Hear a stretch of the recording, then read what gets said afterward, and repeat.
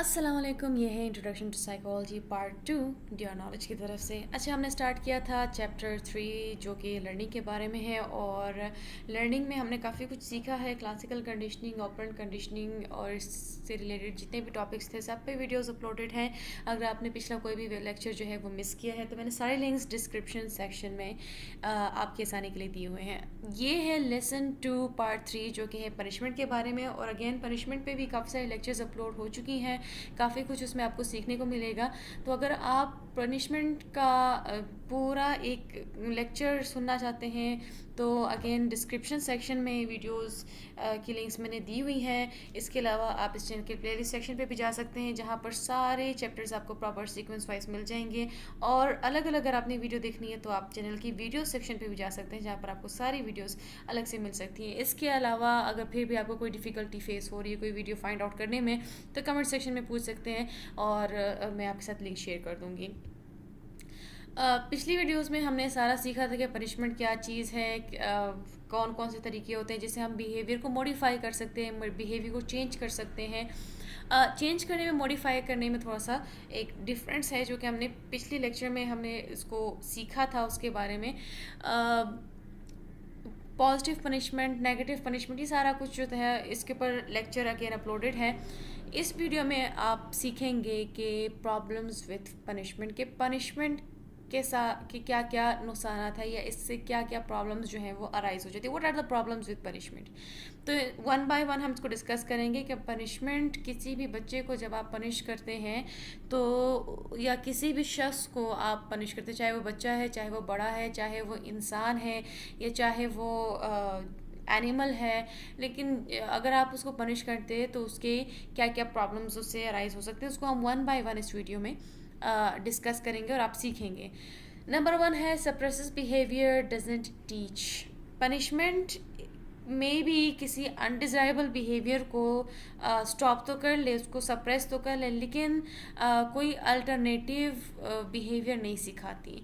आप किसी बच्चे को जो है आप उसको पनिश तो कर रहे हैं कि चीखें मत मारो या इस तरह बिहेव मत करो, तो हो सकता है कि वो थोड़ा सा वेल बिहेव हो जाए, लेकिन उसने ये सीख ले कि मैं चीख ना मारूं, लेकिन फिर मैं करूं क्या, या मैं अगर इस तरह बिहेव ना करूं तो फिर मैं करूं क्या। तो आपने उसको अल्टरनेटिव नहीं सिखाया, आपने उसको उसका नेमल बदल नहीं सिखाया, लेकिन आपने उसको सिर्फ उसका एक बिहेवियर सप्रेस किया है। तो ये एक प्रॉब्लम है विद द पनिशमेंट, के पनिशमेंट बिहेवियर को सप्रेस तो करती है लेकिन अल्टरनेटिव नहीं सिखाती।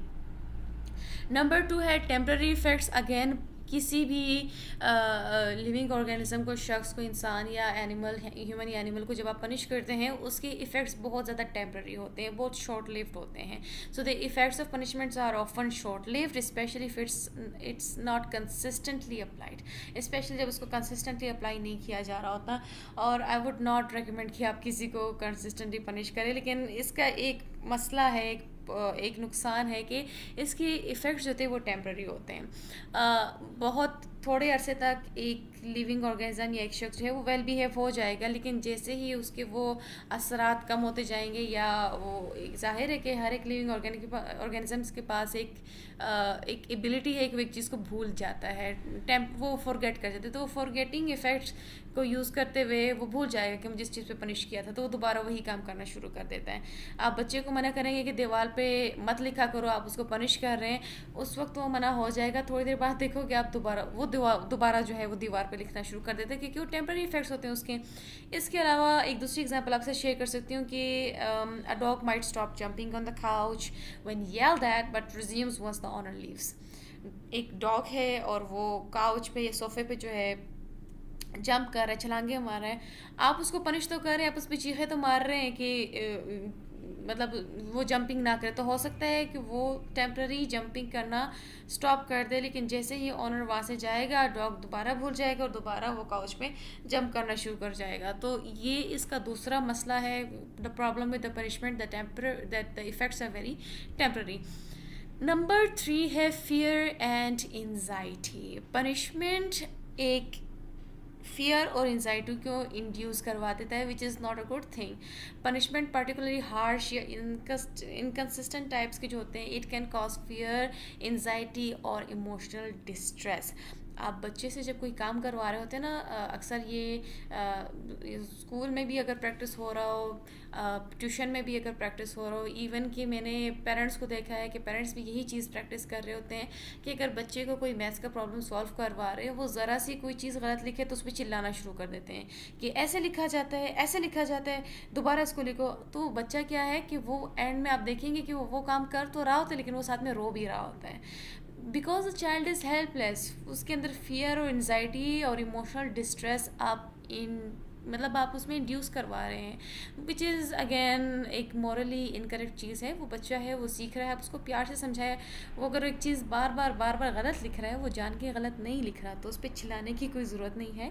आप कोई अल्टरनेटिव यूज़ कर लें कि अच्छा आपको इस तरीके से समझ नहीं आ रहा, तो चलो हम दूसरा तरीका यूज़ कर लेते हैं। दूसरे से भी समझ नहीं आ रहा, आपको लग रहा है कि बच्चा बिल्कुल इस वक्त नहीं पिक कर रहा, तो ठीक है, थोड़ा सा उसको ब्रेक दे दें कि चलो थोड़ा सा ब्रेक ले लेते हैं, उसके बाद फिर हम इस पर कंटिन्यू कर लेंगे, कोई दूसरा सब्जेक्ट उठा लो।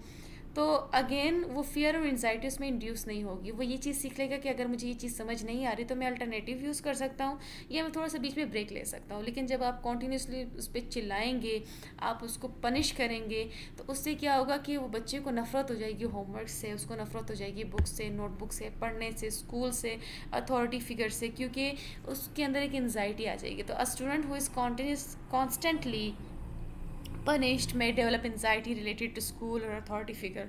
आप देखेंगे बच्चे स्कूल जाते हुए फिर रोएंगे, स्कूल नहीं जाना पसंद करेंगे, अगर स्कूल जाएंगे भी तो वो किसी भी अथॉरिटी फिगर से उस तरह कॉन्फिडेंटली बात नहीं कर पाएंगे।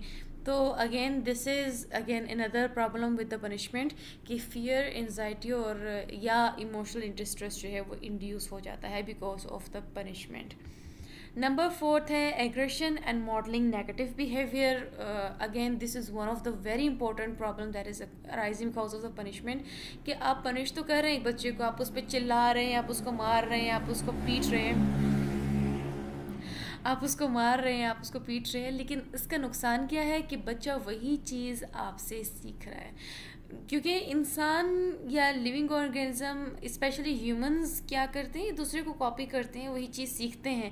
तो आप अच्छा बिहेवियर सिखाएंगे, वो अच्छा बिहेवियर सीखेंगे, आप बुरा बिहेवियर सिखाएंगे, वो बुरा बिहेवियर सीखेंगे। तो अगर आप punishment specially physical punishment can increase aggressive behaviour और teach that aggression is unacceptable way to solve problems.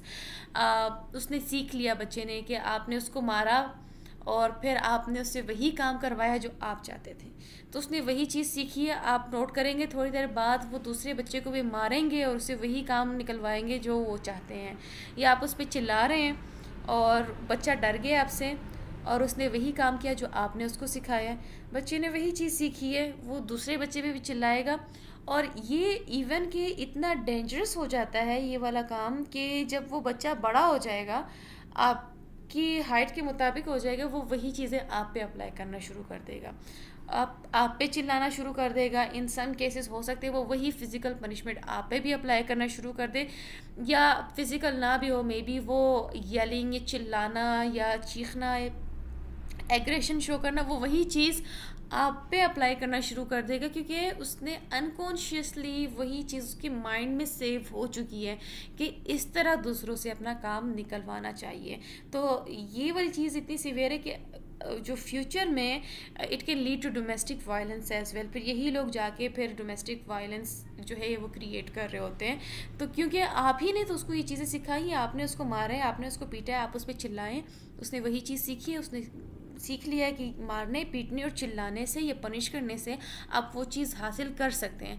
आपने इसको अल्टरनेटिव नहीं सिखाया कि अगर कोई चीज़ आप हासिल करना चाहते हैं, आप प्यार से भी बात कर सकते हैं, आप इज़्ज़त से भी बात कर सकते हैं, आप उसको कन्विंस कर सकते हैं। आपने उसको कन्विंसिंग पावर्स नहीं सिखाई, आपने उसको कन्विंस करना नहीं सिखाया, आपने उसको पनिश करना सिखाया। वही चीज़ उसने पनिश करना सीखी है, दूसरों पर भी अप्लाई करेगा और उनकरीब वही चीज़ वो आप पे भी अप्लाई करेगा। तो this is very dangerous, one of the problems with the punishment. Number 5 है अवॉइडेंस एंड एस्केप बिहेवियर। ये अगेन पिछली वीडियोस में भी मैं आपके साथ ये चीज़ शेयर कर चुकी हूँ और दोबारा भी बता देती हूँ कि द सब्जेक्ट में learn to avoid the punisher rather than the behaviour. आप किसी शख्स को, किसी भी चीज़ को, बच्चे को, बड़े को अगर आप पनिश कर रहे हैं, उसने वही कारनामे तो करना ही करने हैं, क्योंकि आपने पनिश किया है उसको, आपने उसको गाइड नहीं किया कि ये चीज़ इस तरह नहीं करते, इसका ये नुकसान है, इसका ये फ़ायदा है, या इसका अल्टरनेटिव आप इसकी जगह ये भी यूज़ कर सकते हैं। तो आपने उसको ना अल्टरनेटिव यूज़ करना सिखाया है, ना आपने उसको जो है प्रॉपरली गाइड किया है, काउंसल किया है, ना आपने उसको, यानी कि आपने उसको सही तरीके से आपने उसको गाइड नहीं किया, बल्कि आपने उसको पनिश करना शुरू किया हुआ है। नेक्स्ट टाइम वो बच्चा वही काम करेगा, लेकिन वो आपको अवॉइड करेगा, वो पनिशर को अवॉइड करेगा। अब बच्चा चीनी खाता है, आप पे उस पर उसको मारते हैं कि अच्छा फिर आपने चीनी खा लिया, आप उसको मारना पीटना शुरू कर देते हैं, बच्चा अगली बार भी चीनी ही खाएगा, लेकिन वो आपसे छुप के खाएगा।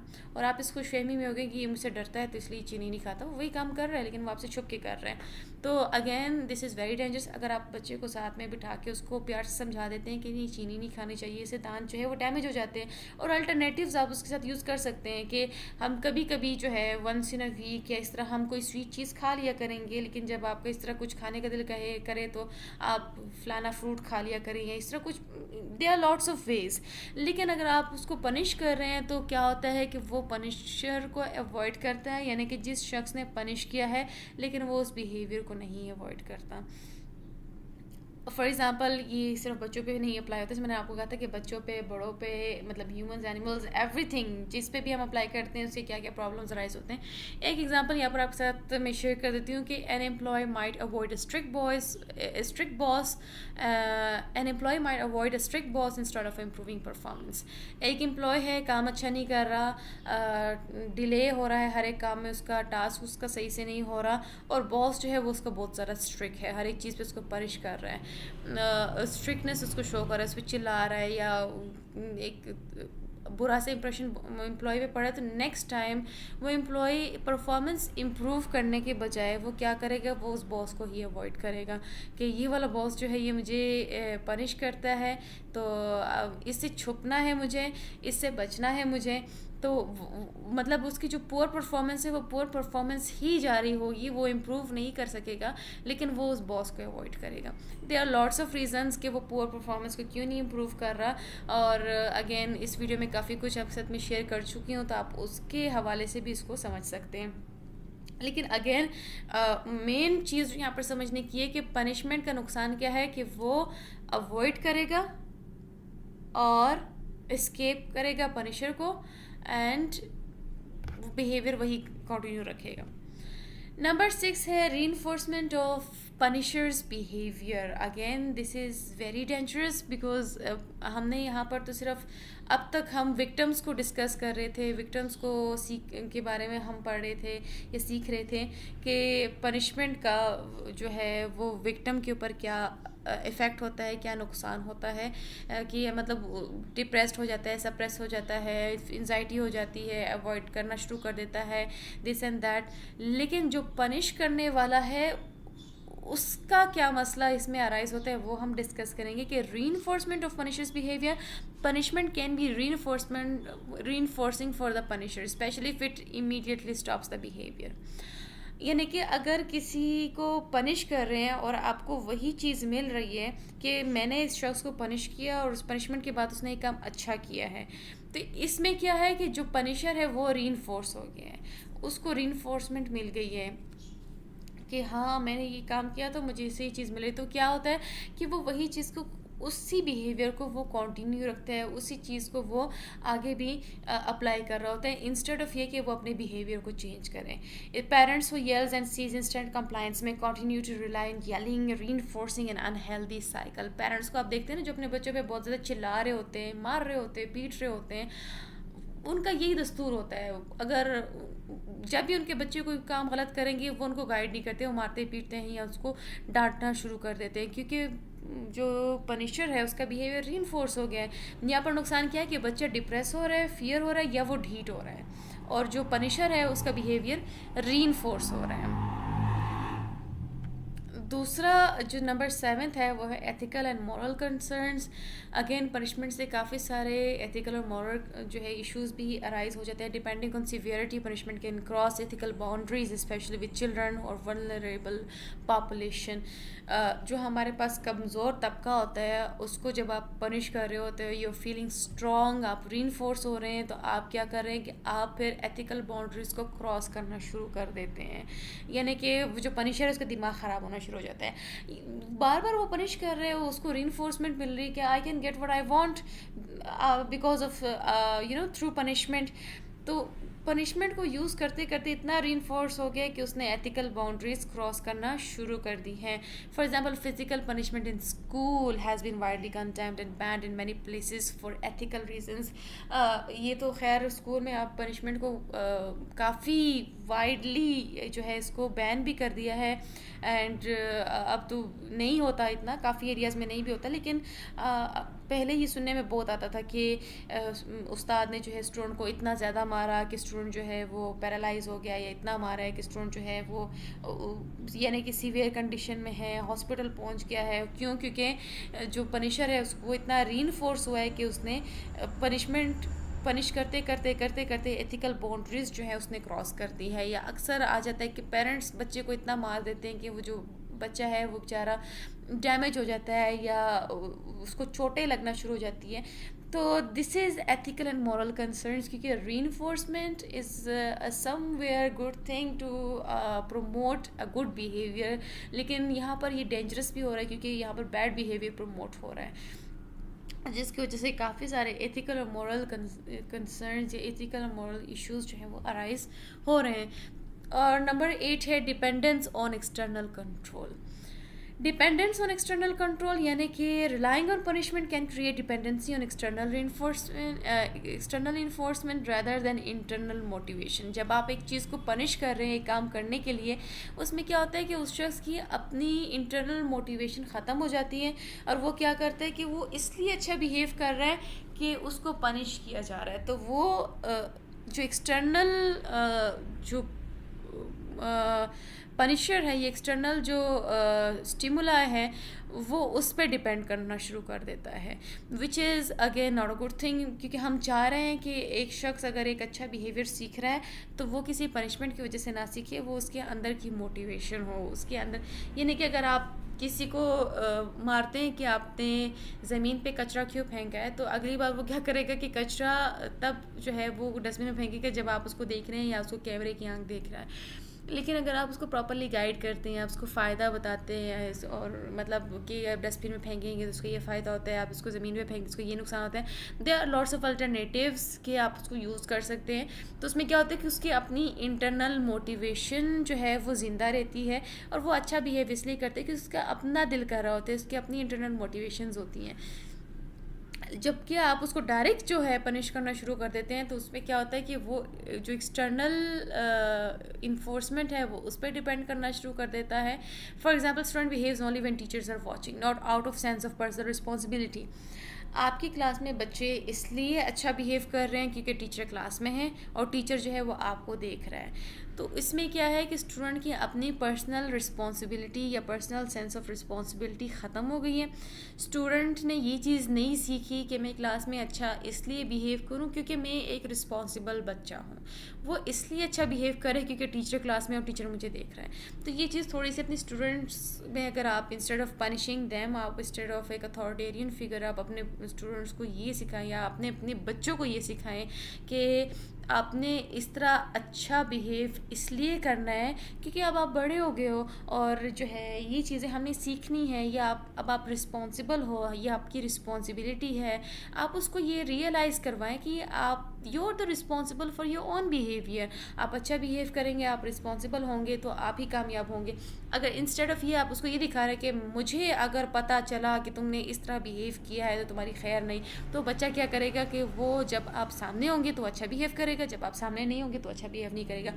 अक्सर आप क्लासेस में देखते हैं स्कूल में कि टीचर जब क्लास में होती है तो बच्चे ने रोला मचाया होता है, कोई क्लास में नाच रहा होता है, तो कोई गा रहा होता है, तो कोई किसी को मार रहा होता है। जैसे टीचर क्लास में एंटर होती है सब एकदम से अपनी जगह पे बैठ जाते हैं। तो यहाँ से अंदाज़ा हो जाता है कि जो स्टूडेंट्स हैं वो एक्सटर्नल कंट्रोल पे डिपेंड हो गए हैं, वो पनिशमेंट पे डिपेंड हो गए हैं कि एक्सटर्नल इन्फोर्समेंट सामने है तो हम जो है अच्छा बिहेव करेंगे, और जब एक्सटर्नल मोटिवेशन या एक्सटर्नल इन्फोर्समेंट सामने नहीं है तो हम अच्छा बिहेव नहीं करेंगे। तो यहाँ पर स्टूडेंट्स की सेंस ऑफ पर्सनल रिस्पॉन्सिबिलिटी ख़त्म हो गई है।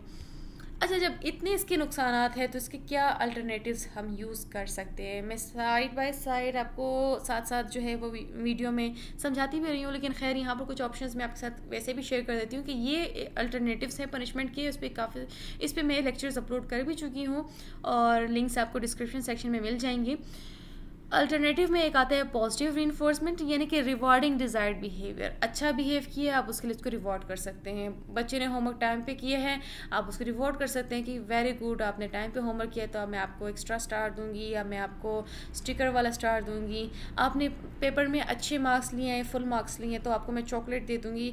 या अगर आप इतना ख़र्चा नहीं करना चाहते, आप सिंपली ये कहते हैं, आप उसको शाबाशी दे दें कि वेरी गुड, आज आपने इतना अच्छा बिहेव किया and I am very impressed by your behaviour, it shows कि आप कितने रिस्पॉन्सिबल हो गए, योर ग्रोन अप नाउ। यानी कि आप उसको रियलाइज़ करवाएं, this is a positive reinforcement. Rewarding desired behaviour, जो डिज़ायर्ड बिहेवियर आपको चाहिए अच्छा खासा उसको रिवॉर्ड कर ले। नेगेटिव रीइंफोर्समेंट क्या है, removing an aversive stimulus when desired behaviour occurs. Again negative reinforcement punishment नहीं है। नेगेटिव रीइंफोर्समेंट में शख्स जो है वो नुकसान से बचने के लिए अच्छा बिहेव कर रहा होता है। तो यहाँ पर क्या है कि आप सिंपली कह सकते हैं कि आपने जो है फॉर एग्जांपल पॉजिटिव रीइंफोर्समेंट है कि आपने जो है होमवर्क टाइम पे किया है तो मैं आपको जो है एक्स्ट्रा स्टार दे दूँगी। This is a positive punishment, positive reinforcement. Negative reinforcement में क्या है कि अगर आपने होमवर्क टाइम पे नहीं किया और एक दिन डिले किया तो जितने दिन आप डिले करेंगे उतने ही उससे मार्क्स कम होते रहेंगे आपके होमवर्क से, या उतने ही आपसे वो एक्स्ट्रा स्टार्स जो हैं वो कम होते रहेंगे। तो अगर टाइम पे करेंगे तो एक्स्ट्रा स्टार मिल जाएगा, अगर आप टाइम पे नहीं करेंगे तो एक्स्ट्रा स्टार नहीं मिलेगा। तो वो जो नहीं मिलना है और वो जो मार्क्स का कम होना है वो नुकसान है। अब बच्चे क्या कर रहे हैं, उस ना मिलने से बचने के लिए या उस मार्क्स के कम होने से बचने के लिए वो मेहनत करेंगे और वो जो है वो डिज़ायर्ड बिहेवियर आपको शो करेंगे। So that is like they are trying to stay away from the negative consequences. दूसरा है extinction withholding reinforcement for unwanted behaviour. अच्छा खासा आप इग्नोर कर ले, रीइंफोर्समेंट को रोके रखे जब वो एक अनवांटेड बिहेवियर शो कर रहे हैं। एक है differential reinforcement, reinforcing alternatives incompatible और अदर बिहेवियर्स। आप अल्टरनेटिव्स उसको दे सकते हैं, आप उसको जो है कोई दूसरा बिहेवियर जो है वो शो कर सकते हैं। यानी कि differential reinforcement is also one of the alternative to punishment. Try करें या फिर लाजमी मेरे साथ कमेंट्स में शेयर करें कि डिड इट वर्क और डिड इट नॉट वर्क, या आपकी माइंड में कोई रियल लाइफ एग्जाम्पल है जो आप मेरे साथ शेयर करना चाहते हैं। प्लीज़ कमेंट सेक्शन में हमारे साथ शेयर करें and I will be happy to know. अच्छा, ये यहाँ तक हमने सीखा प्रॉब्लम्स विद पनिशमेंट, और नेक्स्ट वीडियो में आप सीखेंगे how to make punishment more effective. Again यहाँ तो मैं पनिशमेंट को काफ़ी डिस्करेज करती रही हूँ, लेकिन अगली वीडियो में आप सीखेंगे, क्योंकि कुछ लोग अक्सर कहते हैं कि पनिश नहीं करेंगे तो क्या करेंगे, कि बच्चे बहुत ज़्यादा ढीठ हो चुके होते हैं आपके जूते खा खा के। तो नेक्स्ट वीडियो में आप सीखेंगे how to make punishment more effective. इसको प्रॉपरली एक इफ़ेक्टिव तरीके से कैसे पनिशमेंट को इफ़ेक्टिव कैसे बनाया जा सकता है, ऐसे तरीके से कि उसके अंदर एथिकल इश्यूज़ भी ना अराइज हो और उसमें किसी को कोई नुकसान भी ना हो। तो नेक्स्ट वीडियो में हम वो सीखेंगे। और इसके अलावा ये थी आज की वीडियो। अगर आपको कॉन्सेप्ट क्लियर हुआ है, वीडियो को लाइक करें। अगर आप हमारे चैनल पर नए हैं, चैनल को सब्सक्राइब करें, बेल आइकन पर क्लिक करें, ताकि जब भी कोई वीडियो अपलोड होगी आपको एकदम से नोटिफिकेशन मिल जाया करेगी। इसके अलावा वीडियो के लिंक्स को, चैनल के लिंक्स को अपनी फैमिली मेम्बर्स और फ्रेंड्स का शेयर कर सकते हैं, बिकॉज शेयरिंग इज़ केयरिंग। और तब तक के लिए अल्लाह हाफिज़।